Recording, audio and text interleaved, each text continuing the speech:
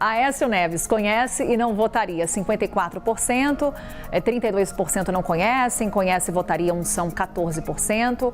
No caso aqui do Renan Santos, 70% não conhecem, também aí a dificuldade para a pré-campanha do Renan Santos. 20% conhecem e não votariam e 10% conhecem e votariam. Joaquim Barbosa, 74% não conhecem, nome que agora aparece nessa pré-candidatura pelo Democracia Cristã. Conhece e não votaria, 17%, 9% conhece e votariam.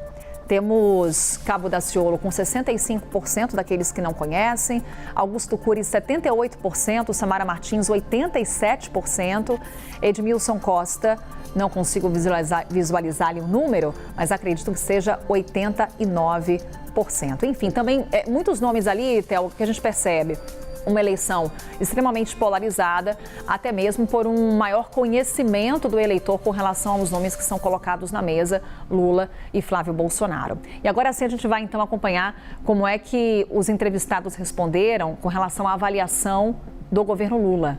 Temos então 48% desaprovando, 47% aprovando, empate dentro da margem de erro. Chama a atenção também essa evolução, né, Theo? O quanto que de abril para cá essa percepção do eleitor foi mudando. A gente tinha ali uma desaprovação muito maior em abril, de 52 para 48, tivemos aí essa queda da desaprovação.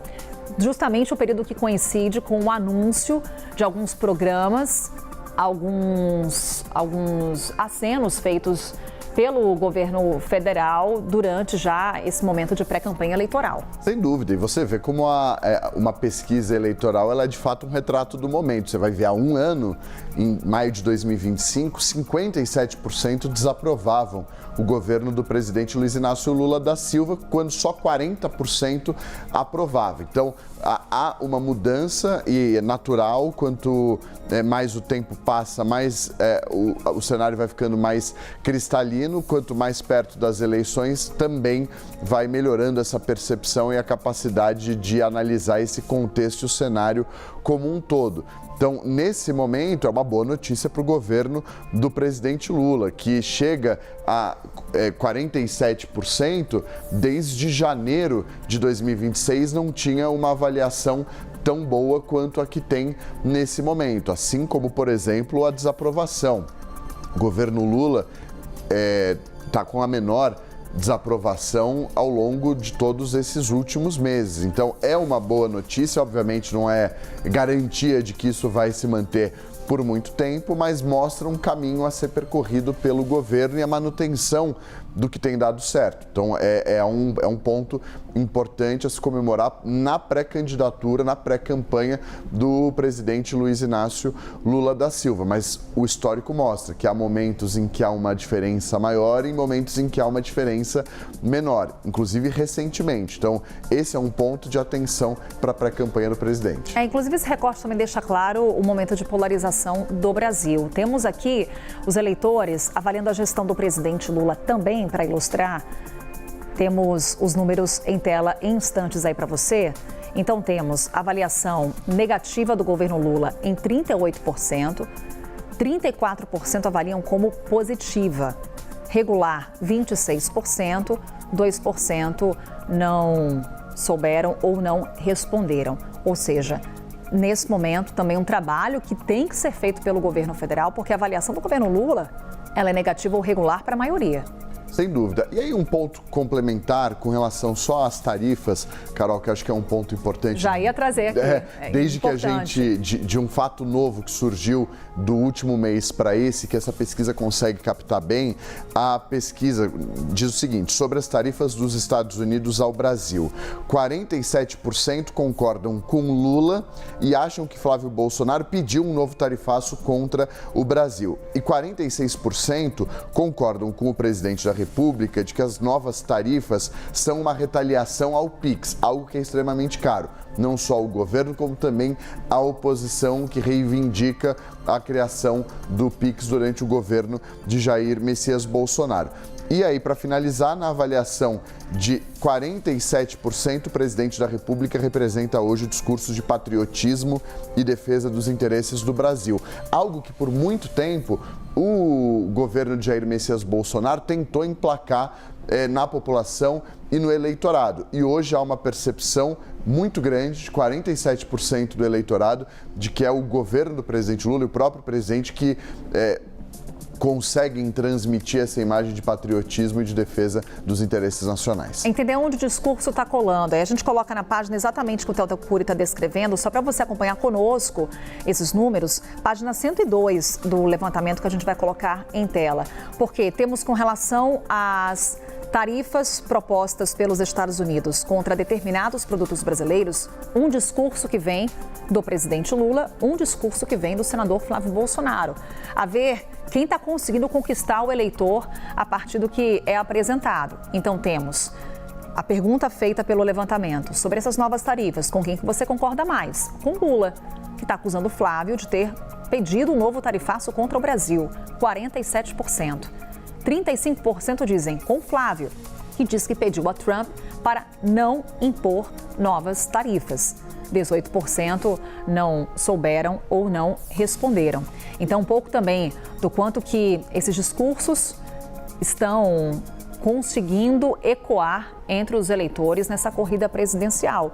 E o quanto que essas recentes medidas dos Estados Unidos têm impactado esse levantamento. Tem a questão das tarifas, mas eu repito também, como segurança pública é um tema de grande destaque nessas eleições, de maior preocupação para o eleitor brasileiro, também o impacto da classificação das facções criminosas PCC e Comando Vermelho como organizações terroristas pelos Estados Unidos. Daqui a pouquinho já trazendo os números, inclusive com relação a esse ponto. E um ponto que é importante, o governo ainda aposta na PEC da segurança, que está parada no Senado Federal. Então, passa também por uma articulação do presidente Lula com o presidente do Senado, Davi Alcolumbre, destravar esse texto, que é de suma importância para o governo tentar melhorar essa perspectiva da população com relação à segurança pública e essa sensação de preocupação e de temor com a violência urbana. Então, é um ponto de atenção também para o governo, que vai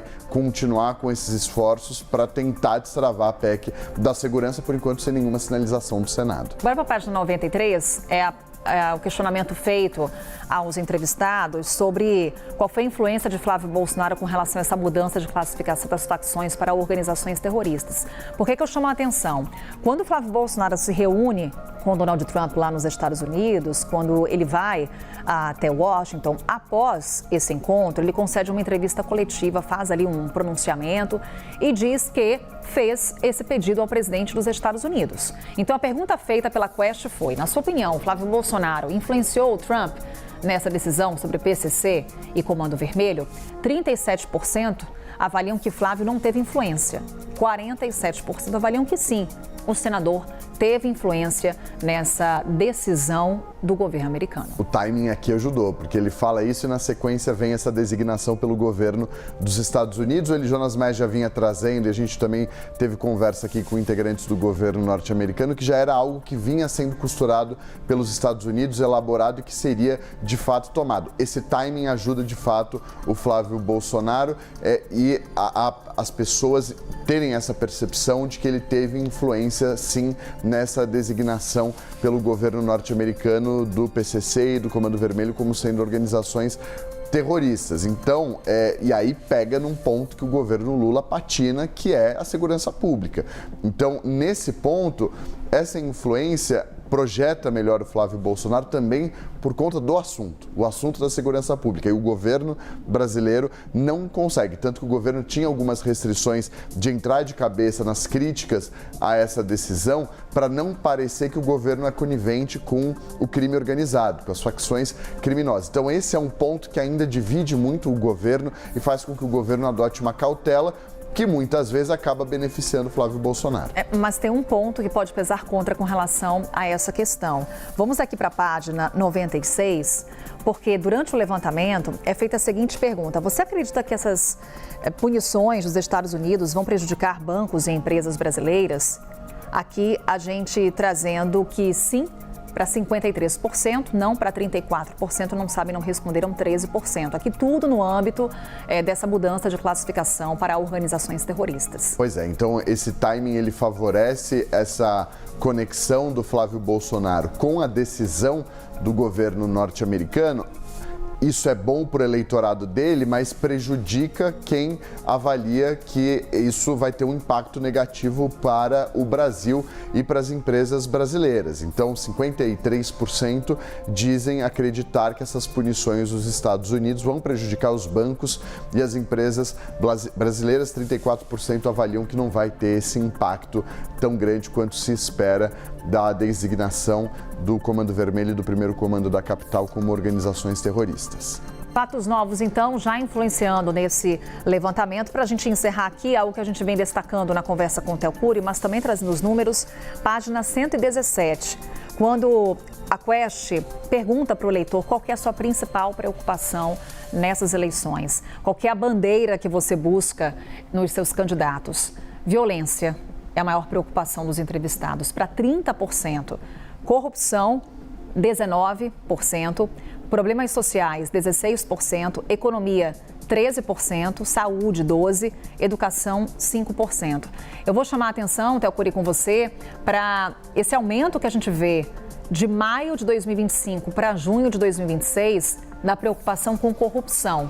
É mais uma vez o pano de fundo do Banco Master, o quanto que isso vai ditar o ritmo dessas eleições. Pois é, o noticiário inundado com informações sobre o Banco Master faz com que haja essa mudança. Os problemas sociais que apareciam em segundo lugar por muito tempo, desde o ano passado, passa a ser o quesito em terceiro lugar que as pessoas mais se preocupam, perdendo para a corrupção. Então, de fato, as revelações, a intensificação das negociações para a delação premiada do Daniel Worcaro, porque elas começam justamente nesse período, a partir de março começam as tratativas para essa delação premiada do Daniel Worcaro, é o mês em que ele assina o acordo de confidencialidade, é quando ele sai da prisão, vai para a Superintendência da Polícia Federal, começam a vazar algumas informações relacionadas ao que pode conter a delação premiada do Daniel Worcaro. Isso faz com que haja essa mudança. E os problemas sociais, que são uma grande mazela há anos, décadas aqui no Brasil, acabam ficando em terceiro lugar, perdendo para a corrupção por conta justamente dessas revelações do Master. E olha o que aconteceu com a economia, né, Theo? Estava ali como a segunda maior preocupação dos eleitores nessas eleições e vem aqui, olha, caindo. Chega agora a 13%, atrás de violência, corrupção e problemas sociais. Vale destacar que no campo da economia, o governo tenta emplacar aí uma série de programas. Vou chamar mais uma vez um outro recorte desse levantamento, na página 61, sobre o programa Desenrola 2.0. E aí você está mirando aquele brasileiro que está endividado. Então, temos aqui a pergunta feita no levantamento. Desenrola 2.0 beneficiou você ou sua família? Sim, 10%. Não, 88%. E aí temos, então, também, seguindo aqui nesse mesmo recorte com relação ao programa Desenrola, página 63. Após o Desenrola, você sentiu alguma diferença na sua renda? E aí temos 30% dizendo que a renda aumentou significativamente, 41% dizendo, olha, a renda aumentou, mas não muito. 29% não sentiram a diferença, Theo. Pois é, e aí você vê como o governo consegue, aquele gráfico unido a esse, mostra como há um espaço para que o governo consiga aproveitar desse quesito que é a economia brasileira. Há também, por exemplo, a perspectiva das pessoas com relação à isenção do imposto de renda. Aumentou 8 pontos percentuais, por exemplo, a percepção de que a isenção fez a renda aumentar significativamente para as pessoas. É ainda um aumento pequeno, mas o governo começa a colher um resultado desde que foi anunciada essa medida com a aprovação do texto lá no Congresso Nacional. Então, são algumas apostas que o governo tem, possibilidades que o governo tem para alavancar a popularidade e convencer a população a manter o presidente da República no poder. Essa vai ser pelo menos a tentativa do governo e alguns desses números ajudam o governo nesse discurso, nessa tentativa. Inclusive uma outra bandeira que o governo tenta emplacar é o fim da escala 6x1. A gente está conferindo aí nessa semana como é que vai ficar esse cronograma no Senado. Na Câmara teve ali uma colaboração do presidente da casa, mas lá no Senado a conversa parece ser outra. Pois é, e aí há um esforço do governo em conseguir ver aprovado esse texto também para ele se juntar a esse combo de bondades na economia e tentar melhorar e alçar o presidente a um patamar melhor na disputa em outubro contra Flávio Bolsonaro. Ainda no campo da economia, Theo, a gente tem uma outra tentativa de bandeira do governo nessa busca pela reeleição, que é a isenção do imposto de renda para quem ganha até R$5 mil. E essa percepção foi sendo alterada ao longo dos últimos meses. A gente vai aqui para a página 53, colocando na sua tela um outro recorte desse levantamento, no qual há a seguinte pergunta: você sentiu algum impacto na renda depois da isenção do imposto de renda? Então, em fevereiro de 26, tínhamos 50% dizendo que não sentiam diferença, e aí vem essa trajetória de queda agora para 42%. No caso, aqueles que tiveram a percepção de que a renda aumentou, mas não muito, foi de 32 para 34, então aí dentro da margem de erro, oscilando para cima. Renda aumentou significativamente, Theo, saiu de 15% para 23%. E essa é a aposta do governo, de ver esses números, para quem aumentou significativamente a renda, aumentando até outubro desse ano, quando começa de fato o primeiro e depois vai haver o segundo turno das eleições. É um processo que é um processo demorado, essa percepção, essa você conseguir compreender de onde está vendo essa mudança nos recursos, no caixa da família, isso leva um tempo, não à toa essa pesquisa capta entre fevereiro e junho essa mudança de 8 pontos percentuais. Não sentem a diferença 42%, mas naquela há ali grande parte que não, levando em consideração quem foi ouvido pela pesquisa, que não se enquadra nesse levantamento, que não se enquadra nos beneficiários desse imposto de renda zerado para quem ganha até R$5 mil. Então, o governo tem aí um espaço e uma estratégia para conseguir alcançar essa parte do eleitorado que ainda pode garantir um voto ao presidente Lula em detrimento do Flávio Bolsonaro.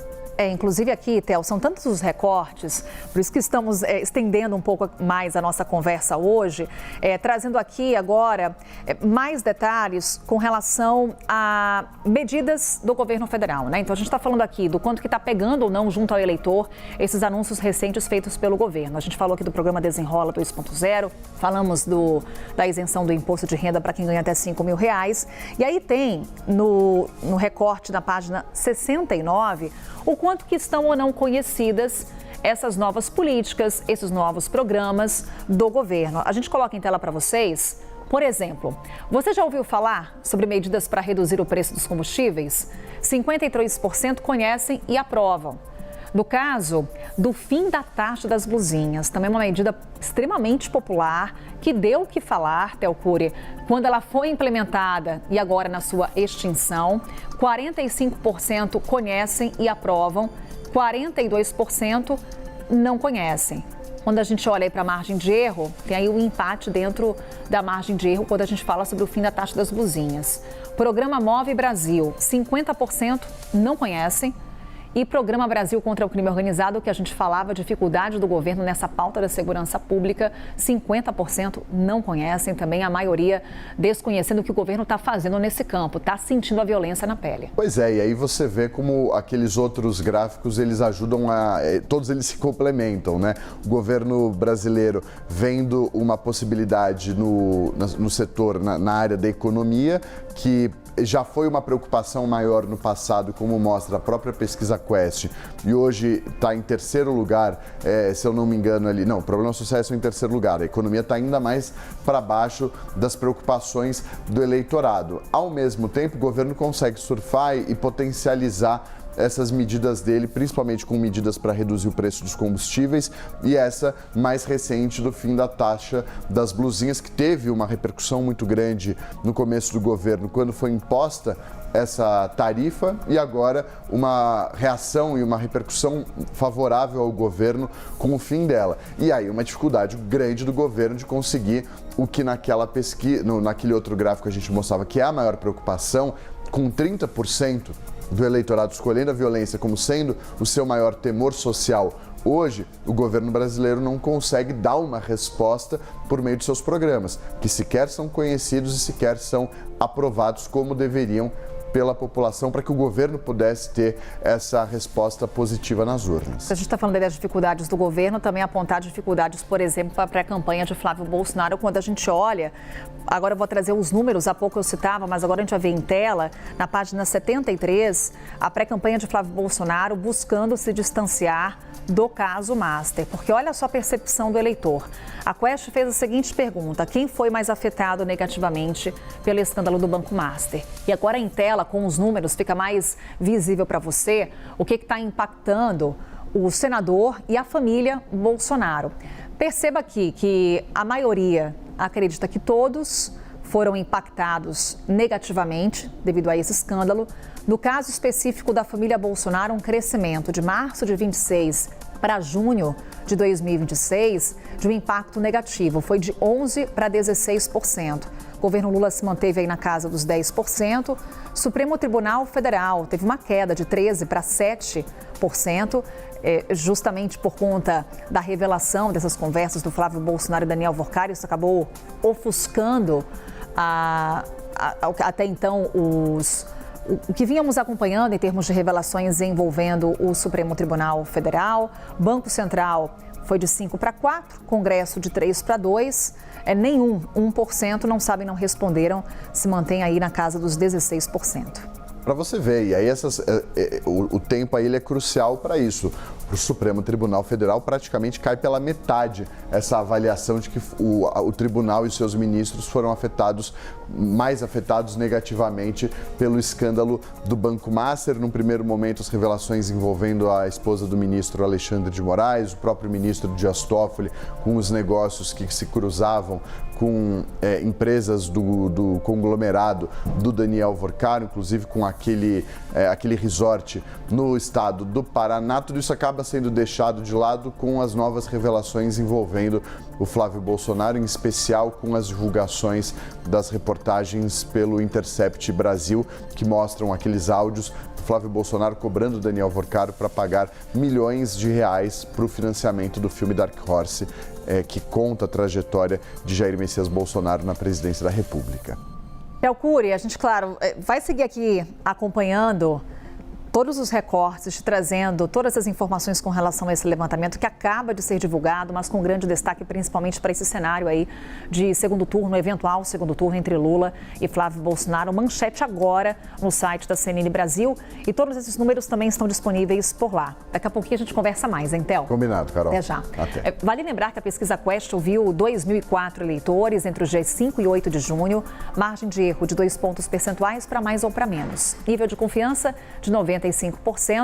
Levantamento foi realizado com recursos do Banco Genial e está registrada no Tribunal Superior Eleitoral. Agora, 7h37. Vamos com informações ao vivo de São Paulo, onde a polícia apreendeu mais de 50 mil itens